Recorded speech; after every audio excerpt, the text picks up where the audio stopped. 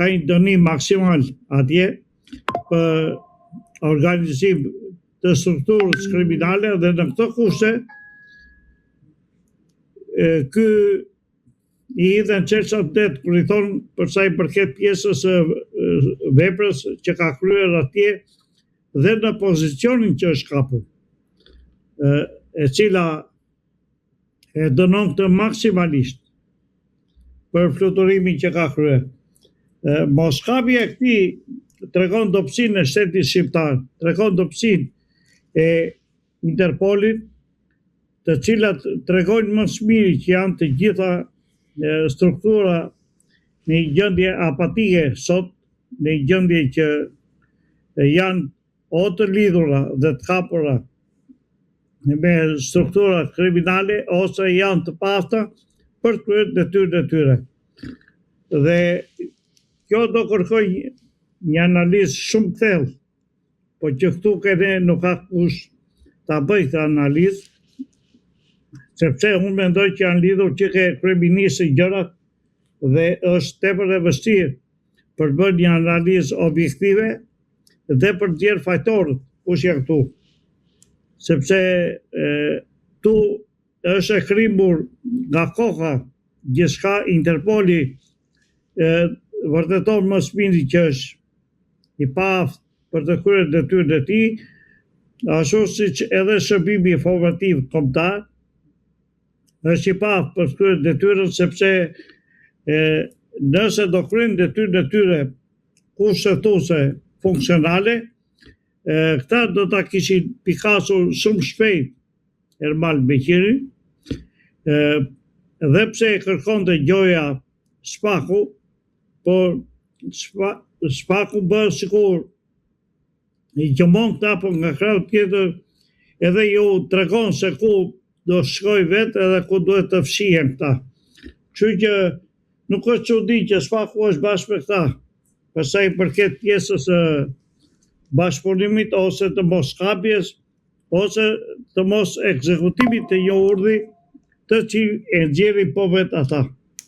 Pra do thosha që shteti shqiptar në këtë moment i është hapur dhe i plagë mjaft e madhe, siç është plaga e Ermal Beqirit, që tregon lidhje shumë të thella dhe deri ku ka mbajtur tentakulat, sepse Ermal Beqiri është ushtar i Ballukut. Dhe duke qenë ushtar i Ballukut, tregon më së miri që zëvendës kryeministja ka dhe ajo përgjegjësitë e veta.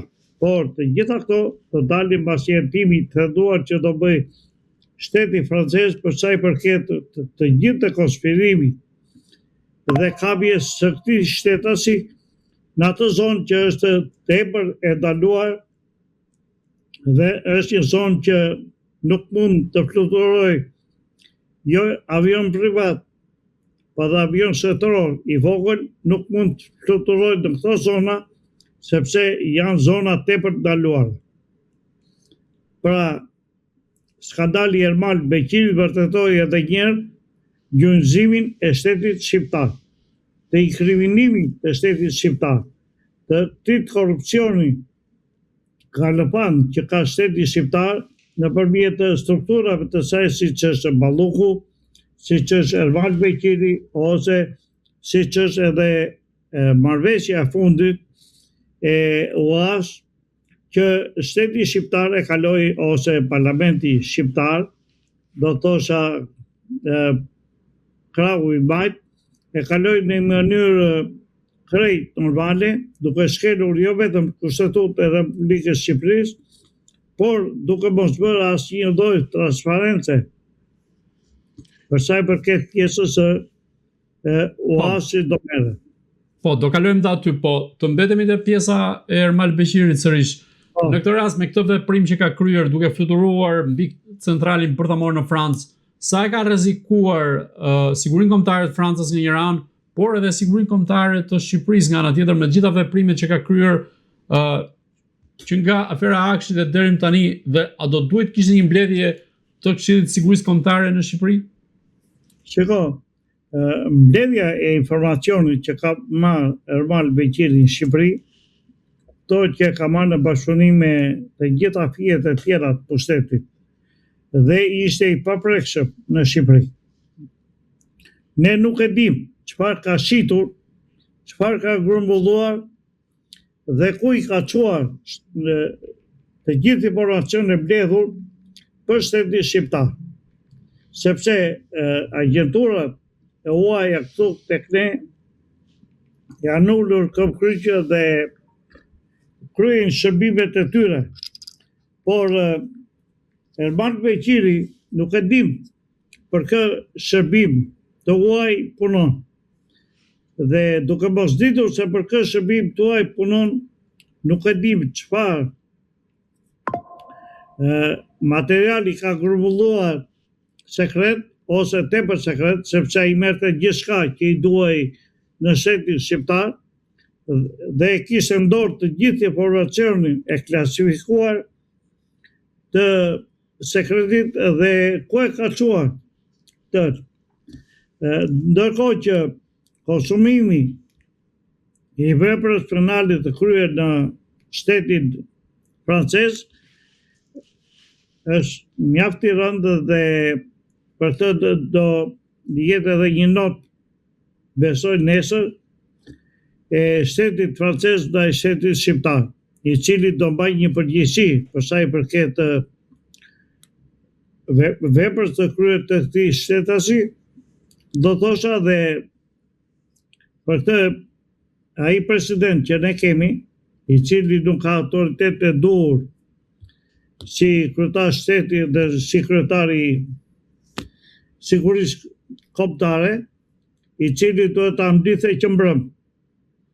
Me kapjen e Erman Beqirit, ai duhet ta mblidhte që mbrëm. Të gjithë Komitetet e Sigurisë Kombëtare dhe edhe Këshilli e Sigurisë Kombëtare për një analizë të thellë dhe për të gjetur përgjegjësi. Gjë që nuk është bërë. Dhe akoma dhe sot nuk është thirrur Këshilli i Sigurisë Kombëtare. Tregon më së miri që këta janë të gjithë të kapur. Kjo është pavësia e shtetit shqiptar. Dhe prandaj themi që ky shtetas, Erman Beqiri, me veprën e kryer në Francë me një dënim maksimal. Me një dënim maksimal mbasi ky t'i bëhet jetim i plot, për kë shërbim punon, kujt ja ka çuar këtë informacion, çfarë informacioni ka çuar, dhe kjo është për shtetin francez, për shtetin ton, dihet që ne nuk e dim sa ka grumbulluar dhe të gjitha ato i ka shitur me njerë sa ka dalë në vendin. Ne akoma nuk e dim çfarë ka siguruar këtu. Sepse këtu ishte i përkëdhelur i gjithë qeverisë, kupolës qeverisë. Ndërkohë që moskapja e tij në shtetin francez dhe fluturimi i tij me avion privat tregon më së miri se sa i sigurt ishte Erman Beqiri në ushtrimin e aktivitetit të tij. Pra do thotë që Ermani ishte mjaft i sigurt në ushtrimin e aktivitetit të tij kriminal, për sa i përket pjesës së mbledhjes së informacionit dhe shitjes së këtij informacioni në ato shtete ku është rekrutuar. Nuk e dim, për çfarë ta tregojnë hetimet e mëtejshme që shteti francez do bëj për sa i përket pjesës së hetimit të kësaj çështje dhe kush e ka rekrutuar këtë qytetar të shtetas dhe për kë shërbim sekret punon.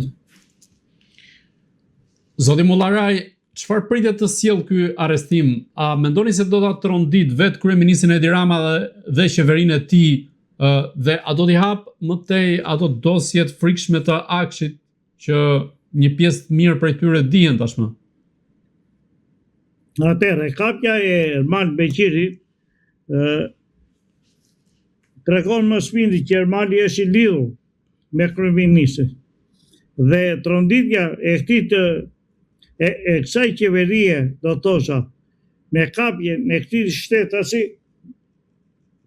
do lëkundi marrëdhëniet ose marrëveshjet ndërmjet të Francës dhe Shqipërisë, marrëdhënie diplomatike.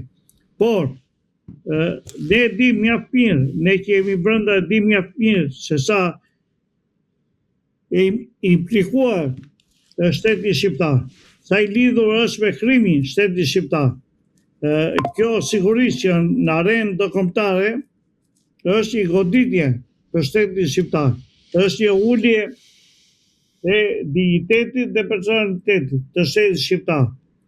Por ne jemi mësuar me veprime të tilla kriminale të kryera nga një pjesë e këtyre të përkëdhelurve të shtetit, sepse ne kemi dhe një zvëndës kryeministë që e kemi gjoja në Arati sot, por ai her pas here del dhe jep konferenca shtypi, jep intervista, pra dihet se ku është zvëndës kryeministi, dihet se ku jeton dhe drejtësia jonë nuk është në gjendje që ta arrestoj.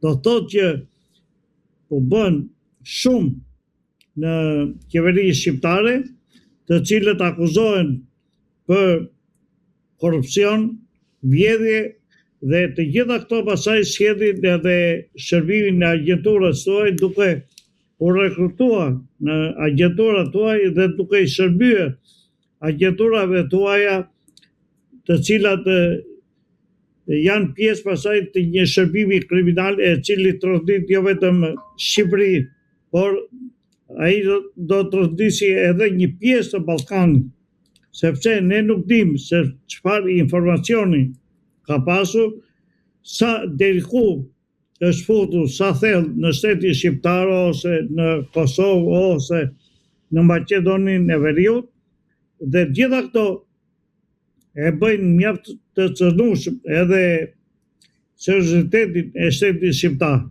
Pra, përgjegjësia e shtetit shqiptar në tavolinë e Bashkimit Evropian bie mjaft dhe përgjegjësia do jetë shumë e madhe.